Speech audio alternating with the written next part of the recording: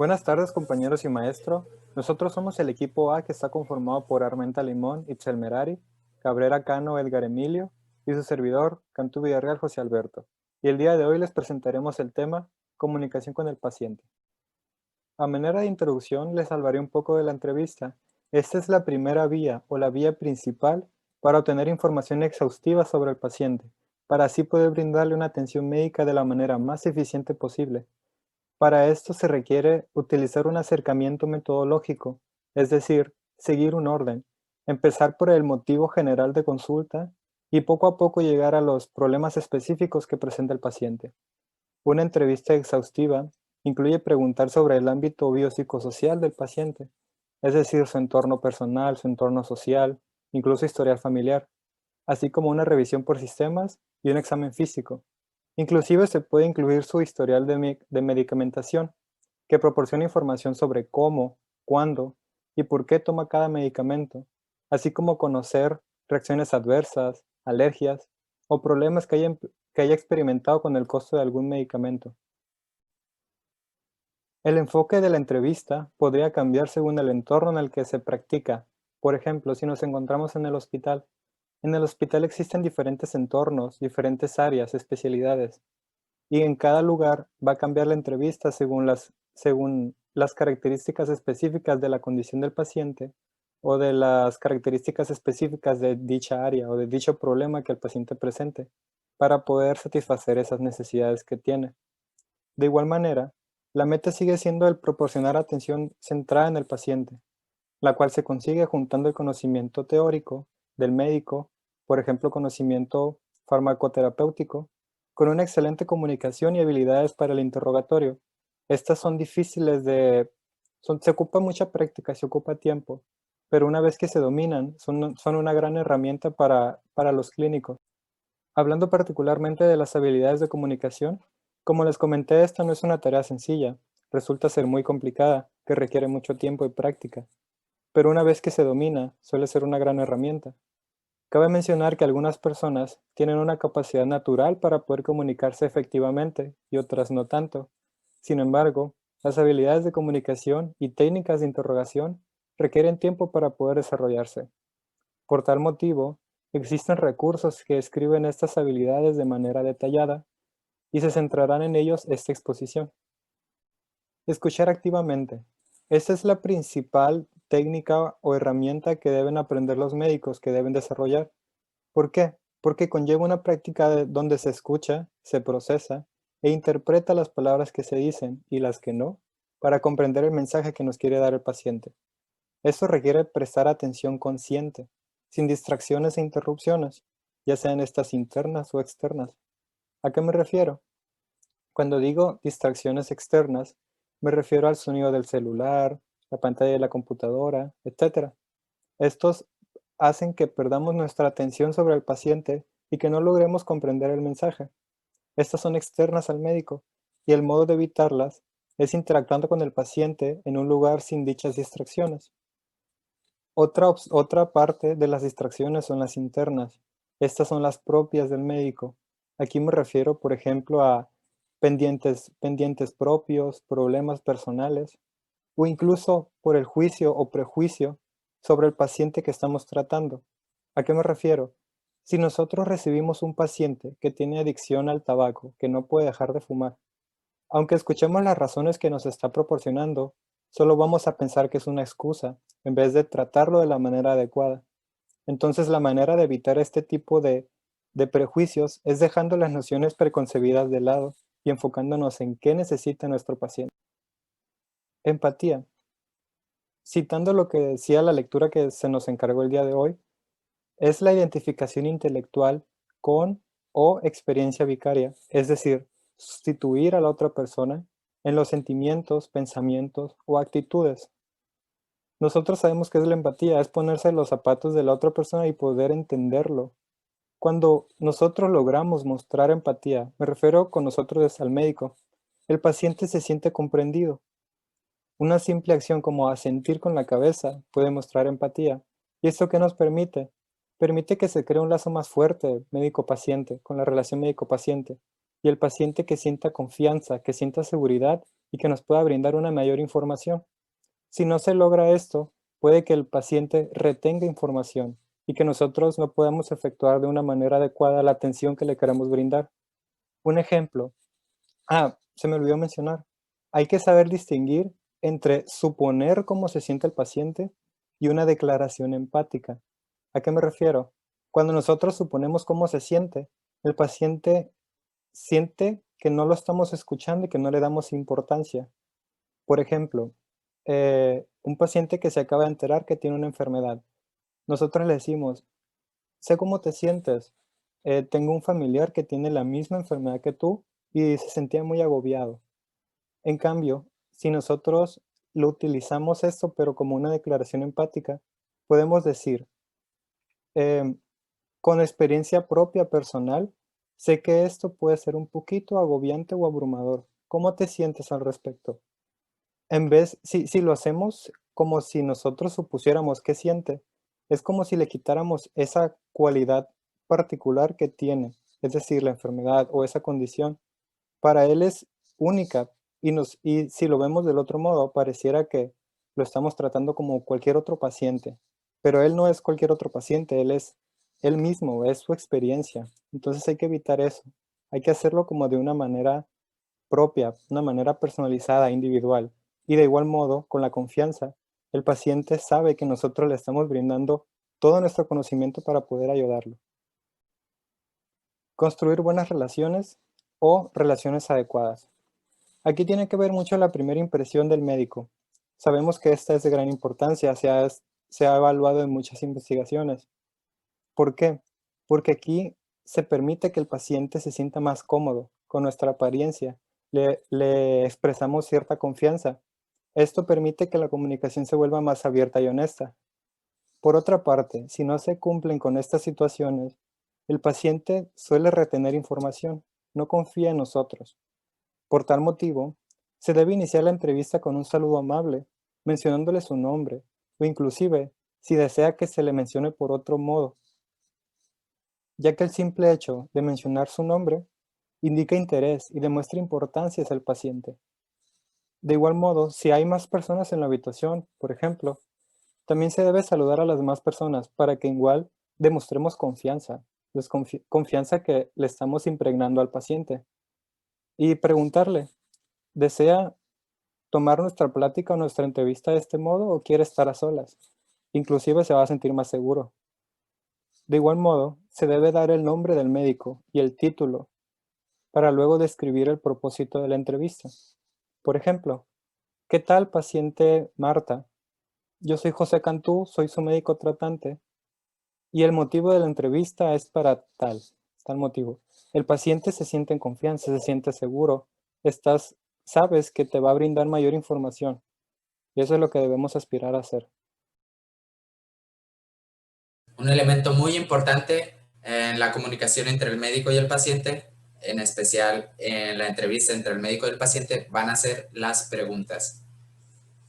Y la manera en la que nosotros hacemos las preguntas va a tener una relación directa en la forma en la que nuestro paciente nos las responda. Preguntas cerradas versus preguntas abiertas. Las preguntas cerradas son aquellas en las que, como respuesta, obtendremos simplemente un sí o un no. Por otro lado, en las preguntas abiertas, le damos la oportunidad a la persona que le estamos preguntando de expresarse libremente y de respondernos a nuestra pregunta. Como ejemplo, podemos preguntar, ¿te sientes bien hoy? A lo que el paciente o no. De otra forma, como pregunta abierta, le podemos preguntar, ¿cómo te sientes hoy? El paciente nos puede responder, hoy me sentí mal, fíjese que desperté sintiéndome bien, sin embargo, con el transcurso nos puede responder algo similar. A veces los cambios van a ser sutiles. Por ejemplo, podemos preguntar, ¿te sientes bien hoy? Sí, no. ¿Cómo te sientes hoy? Hoy me siento bien, hoy me siento mal. Si se dan cuenta, la diferencia es un poco sutil. Sin embargo, podemos hacer preguntas como, ¿tomaste tu medicamento como lo indicó el médico? A lo que el paciente nos puede responder con un simplemente sí o con un no. Pero también podemos preguntar, ¿cómo estás tomando tu medicamento? A lo que el paciente nos tendrá que explicar de qué manera lo está tomando. Si lo toma 3 veces al día, cada qué horas, qué tipo de medicamento. Igual, sin satanizar las preguntas cerradas, podemos utilizarlas después de pregunta abierta para aterrizar y pues para obtener un poco más de información. Por otro lado, también están las preguntas dirigidas. Este tipo de preguntas son preguntas en las que la respuesta está en la pregunta y nosotros debemos de evitar este tipo de preguntas. Es más, se deben de evitar en cualquier tipo de entrevista en la que como objetivo tengamos el obtener información de la otra persona. ¿Por qué? Porque al estar predisponiendo a esa persona a que responda pues, determinada respuesta, podemos tener un sesgo dirigiendo la respuesta o pues el paciente nos va a responder lo que la pregunta le pide que responda, ¿no? Pues para no revolverlos, les voy a poner un ejemplo. La pregunta es, usted no ha fallado ninguna vez en la toma del medicamento, ¿verdad? Ahí nosotros estamos predisponiendo al paciente a que nos responda con un no. No, nunca he fallado. Porque al formular de esta manera la pregunta, sugerimos al paciente que debía de haber tomado su medicamento, por lo tanto, pues no debió de haber fallado, porque al fallar con el medicamento, pues estaba haciendo algo malo. Y así pasamos con el silencio, otro elemento fundamental a la hora de hacer una entrevista. ¿Por qué? Porque nosotros estamos buscando respuestas razonadas del paciente. El paciente se tiene que tomar el tiempo, pensar lo que nos va a responder. Algunas cosas no van a poder ser respuestas de primera mano, entonces debemos permitirle al paciente un momento de silencio para que él piense y nos dé una respuesta acertada.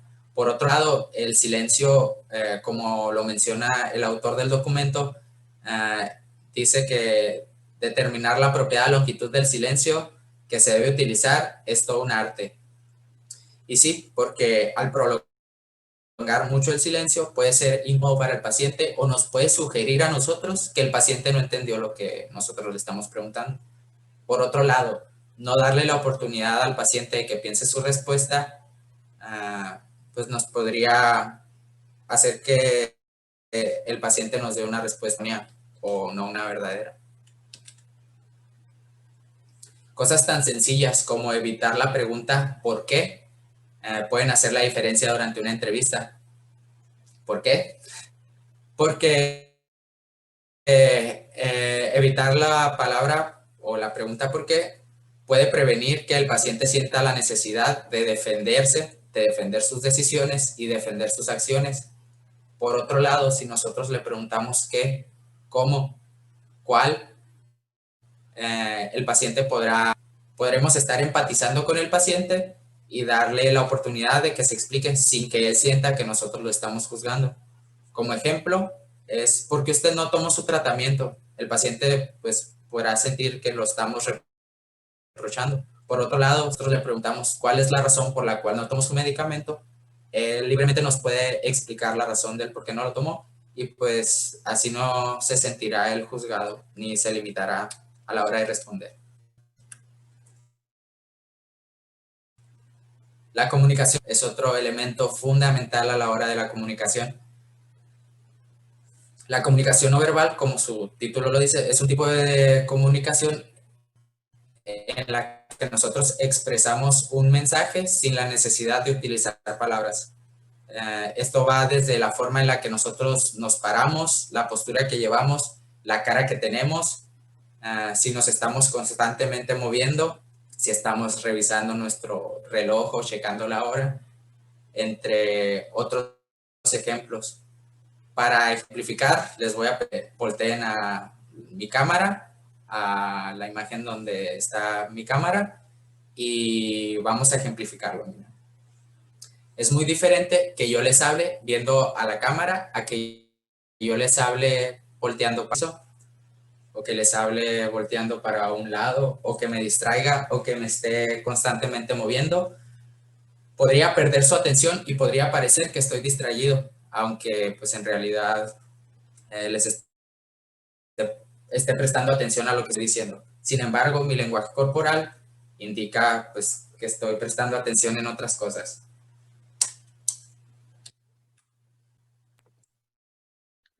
Después tenemos los tipos de comunicación no verbal. Por ejemplo, el tono de voz es muy importante porque tenemos nosotros que hablar con un tono asertivo, amable y paciente. Esto porque influye en la interpretación que le va a dar el paciente a nuestras palabras.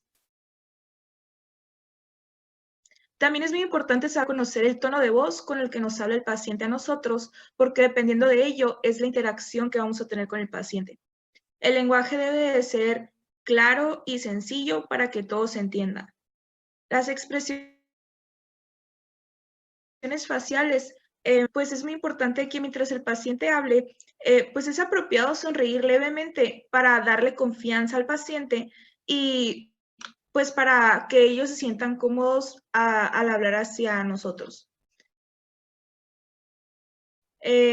También es muy importante saber manejar las expresiones faciales según lo que platique el paciente. Si el paciente está llorando, yo no voy a estar riendo. En cuanto a la posición y postura del cuerpo, debemos sentarnos rectos, relajados y sobre todo sin manos cruzadas. ¿Por qué? Porque el paciente pensará que no hay interés de nuestra parte. Y un dato muy importante es que se debe respetar el espacio personal entre médico-paciente.